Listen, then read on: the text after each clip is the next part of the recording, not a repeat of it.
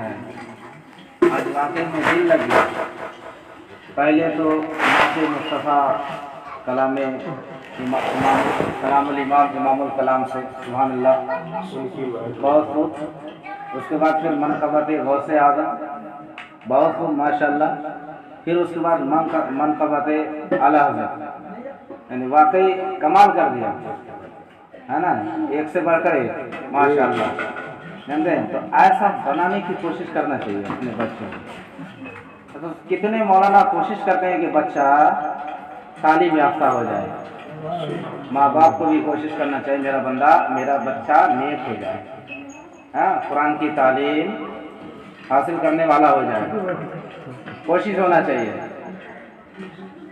میلاد شریف میں اس پروگرام کو کرنے کے لیے بہت خرچے کیے ہوں گے, کھانے پینے کا انتظام ادھر ادھر اور بھی بہت اخراجات ہیں ہے نا. اگر سارے لوگوں اگر یہاں سے جتنے لوگ حاضر میلاد شریف میں آئے ہوتے بیٹھتے یا جتنے کو دعوت ملی ہے سب کو بیٹھتے تو واقعی کتنا ثواب ملتا ہے.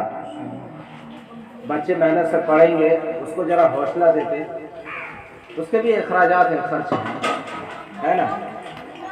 کتنی بہترین نعت شریف منقبت غوث اعظم منقبت اعلیٰ حضرت بڑے بزرگوں کی شان میں حضور سرکار مصطفیٰ صلی اللہ علیہ وسلم کی شان میں نعت شریف 10 روپے اگر کی بھی دیتے تو ہوتا بچوں کو ہے نا. اس کا ہی ثواب زیادہ ملتا.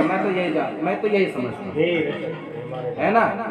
مہمان رسول ہیں, طلبا ہیں, علم دین حاصل کر رہے ہیں ہے نا. جو پورے گاؤں والوں کو دعوت کیے ہوں گے, ابھی ظہر کے بعد ٹوٹ پڑیں گے, اس سے بہتر یہ ہوگا اس سے بہتر یہ ہوتا. لیکن آپ لوگ تو تعلیم قرآن تعلیم شریعت کی اہمیت ہی نہیں سمجھا. ہاں حضور غوث اعظم حفظ القرآن میں ماں کے شکم میں سن کر کے.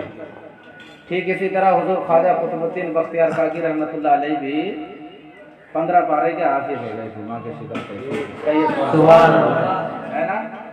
گھر میں قرآن پڑھا جائے گا تو بچہ سن کے سیکھے گا. گھر میں قرآن پڑھیں گے لوگ تو بچہ سن کر اسے سیکھے گا. جب گھر میں بڑے لوگ کھانا کھانے سے پہلے بسم اللہ پڑھیں گے تو بچہ سن کے سیکھے گا. ہاں اور جب گھر میں بڑے لوگ کھانا کھاتے وقت ٹی وی چلا کے ڈانس گانے دیکھیں گے تو بچہ کیا سیکھے گا؟ وہی نہ سیکھے گا. ہمارے گھر کے بڑے آدمی ٹی وی چلا کے ناچ گانے کے ساتھ کھانا کھاتے ہیں, ہم بھی وہی کریں. یہی نا حال ہے ہمارے معاشرے کا ہے نا. یہی تو ماحول ہے. ہم نے ڈر نہیں کیا قبر کی زندگی کا, قبر کی حالات کا ڈر نہیں کیا. حضرت بابا فرید گنج شکر رحمۃ اللہ علیہ کے زمانے میں ایک نوجوان شخص تھا. دن کو روزہ رکھتا تھا اور رات میں عبادت نماز میں مشغول رہتا. کہو نا سبحان اللہ. نماز میں مشغول رہتا. جب اس کا انتقال کا وقت ہوا تو اپنی اماں سے کہا, اماں جان جب میرا انتقال ہو جائے تو میری عبادت کا لوگوں میں شہرت نہ ہو. ایک وصیت کر کے جا رہا ہوں, جب میرا انتقال ہو جائے تو میری لاش کو گلے میں رسی لگا کے پورے گاؤں میں گھمانا تاکہ لوگ دیکھ کے یہ سمجھے کہ اللہ کی نافرمانی کرنے والوں کا یہی حال ہوتا ہے. اللہ کی نافرمانی کرنے کا یہی حال ہوتا ہے.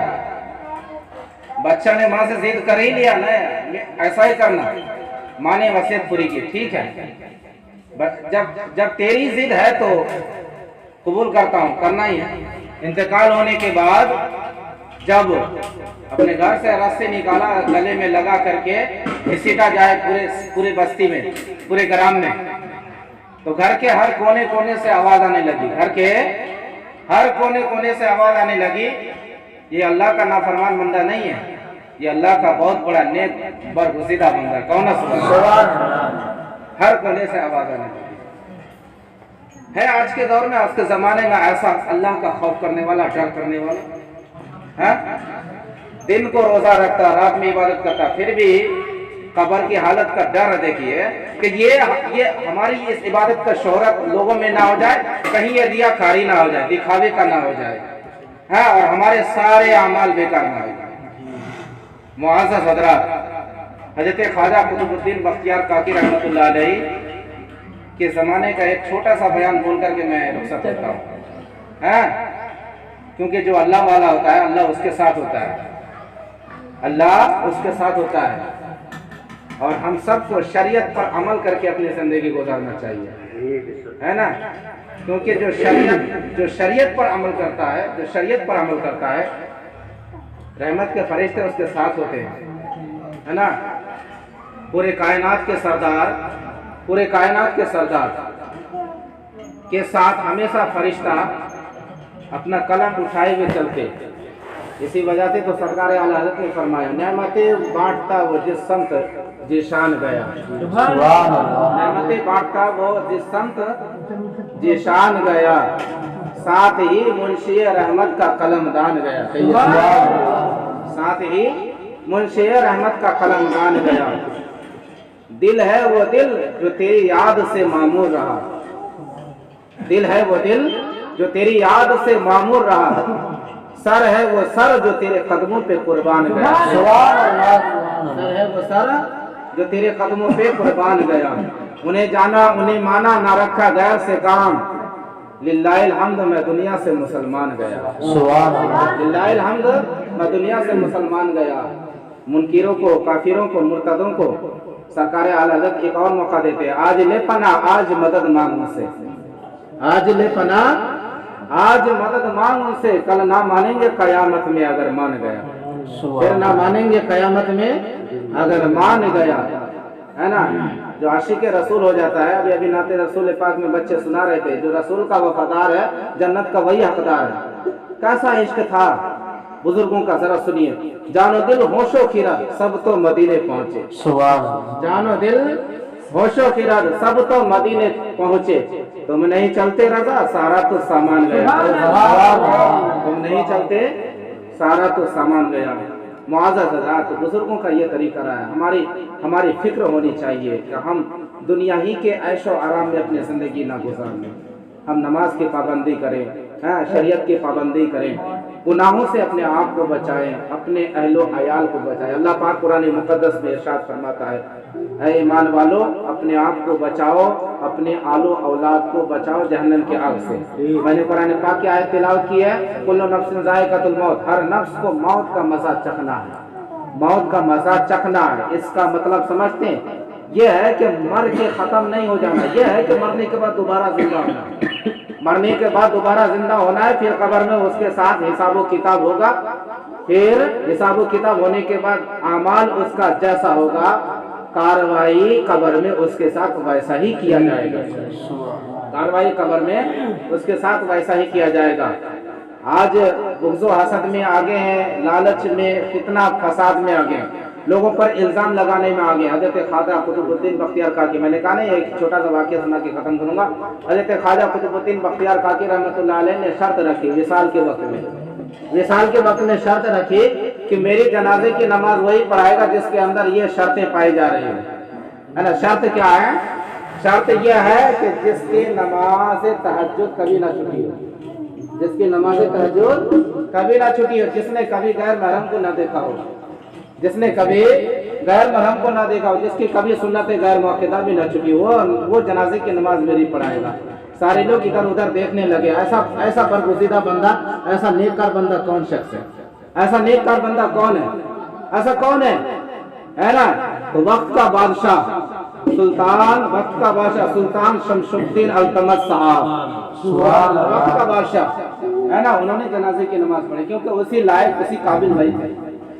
ایسا برگزیدہ بندہ گزرے جو وقت کا بادشاہ ہونے کے باوجود بھی اتنی پابندی کی شریعت کی اور اتنی عبادت میں مشغول رہے، ہے نا۔ اور آج ہم فرصت پا کے، موقع پا کے نماز کو چھوڑ دیتے ہیں، چائے کی دکانوں میں بیٹھ کر نماز کو چھوڑ دیتے ہیں، ادھر ادھر گھوم پھر کر کے نماز کی پابندی نہیں کرتے، چھوڑ دیتے۔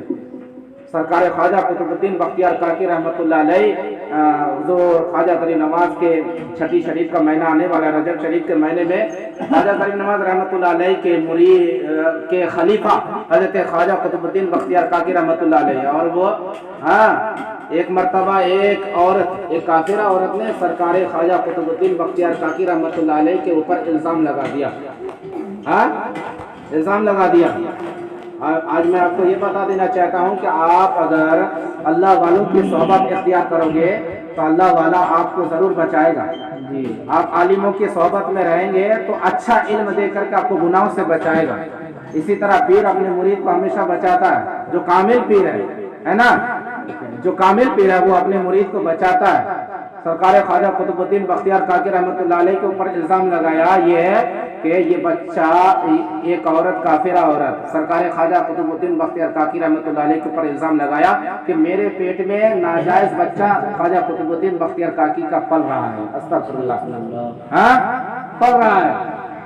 سرکار خواجہ قطب الدین بختیار کاکی کے زمانے میں سلطان شمس الدین التمش بادشاہ تھا، انہیں کی عدالت چلتی تھی۔ جب یہ شکایت ان کی بارگاہ میں، ان کے دربار میں پہنچی کہ تمہارے پیر کا یہ کام ہے، یہ حال ہے، یہ حالت ہے، حیرت ہوئی، خوب تعجب ہوا، ایسا لگ رہا تھا جیسے آسمان پھٹ گئے ہوں، ایسا لگ رہا تھا جیسے آسمان پھٹ گئے ہو۔ اتنے بڑے بزرگ، اتنے بڑے اللہ کے ولی کے اوپر اتنا بڑا الزام، یہ کیسے ہوا؟ اتنا بڑا الزام یہ کیسے ہوا؟ لگ بھگ 3 دن تک یہ عدالت چلتی رہی، یہ فیصلہ چلتا رہا۔ آخر میں سرکار خواجہ قطب الدین بختیار کاکی رحمتہ اللہ علیہ نے اپنے پیر حضرت خواجہ معین الدین چشتی رحمتہ اللہ علیہ کو یاد فرمایا۔ کون ہے؟ سبحان اللہ۔ سرکار خواجہ غریب نواز رحمتہ اللہ علیہ سرکار خواجہ قطب الدین بختیار کاکی رحمتہ اللہ علیہ کے پاس حاضر ہوئے۔ حاضر ہوتے ہی سرکار خواجہ غریب نواز رحمتہ اللہ علیہ اپنے مرید سے کہتے ہیں کہ کیوں گھبراتا ہے؟ پیر حاضر ہے، پیر حاضر ہے، کیوں گھبراتا ہے؟ آج کا یہ نیا معاملہ نہیں ہے، آج کا یہ نیا معاملہ نہیں ہے۔ حضرت یوسف علیہ السلام جو کہ نبی تھے، ان پر بھی الزام لگایا گیا، ان پر بھی الزام لگایا گیا۔ تو آج کا یہ نیا معاملہ نہیں ہے۔ جو حق پر قائم رہتا ہے اس کے دشمن زیادہ ہوتے ہیں، جو حق پر قائم رہتا ہے اس کے دشمن زیادہ ہوتے ہیں، ہے نا؟ تو حق پر قائم رہو، اس ڈر سے حق پر قائم رہنا نہ چھوڑو کہ دشمن زیادہ ہو جائیں گے۔ دنیا کے دشمن ہے لیکن آخرت میں یہی کام سب سے بڑا کام ہے، سب سے اجر کا کام ہے۔ سرکار خواجہ غریب نواز رحمتہ اللہ علیہ حاضر ہوتے ہیں، اور سرکار خواجہ غریب نواز جو کہ پیر ہیں، جب اس عورت سے جب فیصلہ لیا گیا، جب ان سے کہا گیا ذرا بتا کہ واقعی میں یہ ناجائز کام سرکار قطب الدین بختیار کاکی نے کیا؟ بولے گواہ ہے۔ تو 4 لوگ گواہ بھی حاضر ہو گئے، کہ میں نے رات کے وقت میں سرکار خواجہ قطب الدین بختیار کاکی کے گھر میں آنے جانے کو دیکھا ہے اس عورت کو۔ سرکار خواجہ غریب نواز سرکار خواجہ غریب نواز رحمتہ اللہ علیہ فرمانے لگے کہ ذرا اب بتاتا ہوں کون کتنا جھوٹ بولتا ہے، ذرا سنیے، کون کتنا جھوٹ بولتا ہے سنیے، ذرا غور کیجئے گا، ایمان تازہ ہو جائے گا میری بات پر۔ آخری جملہ بول کر کے ختم کرنے والا ہوں، ایمان تازہ ہو جائے گا۔ معزز حضرات، سرکار خواجہ غریب نواز رحمتہ اللہ علیہ جو کہ پیر ہے، جو کہ جن کے خلیفہ حضرت خواجہ قطب الدین بختیار کاکی رحمتہ اللہ علیہ جب حاضر ہوئے، جب اس عورت سے پوچھا گیا کہ جب واقعی میں تم سچ بول رہی ہو؟ اس نے کہا ہاں بالکل سچ بول رہی ہے۔ نہیں، یہ بات بالکل جھوٹا، یہ بات بالکل جھوٹ بول رہی ہے، تم ایک دم جھوٹ بول رہی ہو۔ وہ عورت بھی تو کافرہ تھی نا، وہ عورت بھی کافرہ تھی، بدچلن عورت تھی۔ معزز حضرات، سرکار خواجہ غریب نواز رحمتہ اللہ علیہ اس کی طرف اشارہ کرتے ہوئے کہتے ہیں جو تمہارے پیٹ میں بچہ وہ خود آج بولے گا کہ اس کا باپ کون ہے نا؟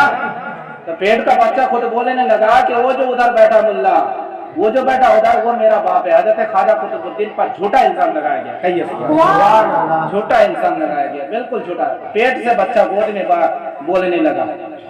تو حضرات، تو یہ واقعہ ہم آپ کو یہ سمجھانا چاہتے ہیں، تو جو جس کے صحبت میں رہتا نا وہ اس کی حفاظت کرتا ہے۔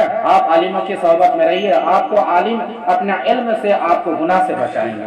اللہ پاک ہم سب کو توفیق دے، جھوٹی بات سے اور ناجائز تعلقات سے اللہ پاک جھوٹے الزام لگانے سے بچائے اور نیک اعمال کرنے کی توفیق دے۔ وما علینا الا البلاغ۔ السلام علیکم۔